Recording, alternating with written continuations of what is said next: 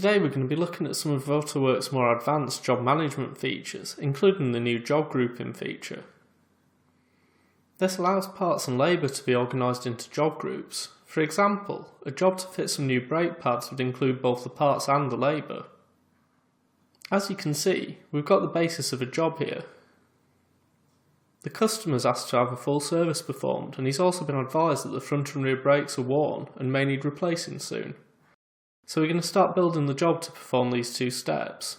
Firstly, we'll add a job for the service, so we'll go to Add Job and then Service. The service schedule screen will automatically calculate the amount of labour time required and also add the parts, so I'm going to do the 25,000 mile service, and I'm also going to choose to select parts from the catalogue. I'm going to add some engine oil, a cabin filter, and an air filter.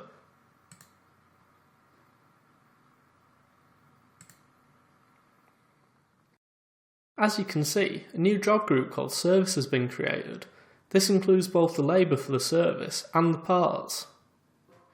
We're going to add a second job for the brakes, so we'll go to Add Job and then Repair Times. The Repair Times database allows you to pick from a selection of jobs and will automatically add the required amount of labour, and will also allow you to select parts. So we're going to choose Brake System and then Brake Pads, and finally Renew Brake Pads. We're going to choose the Select Parts option again to add parts from the catalogue.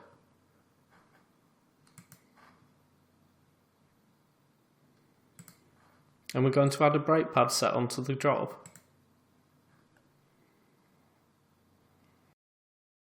As you can see again, another job grouping called Brake Pads has been created. This includes both the labour and the parts. Now I'm going to show you some advanced techniques for managing parts and job groupings. Firstly, you're able to expand or minimise the job groups.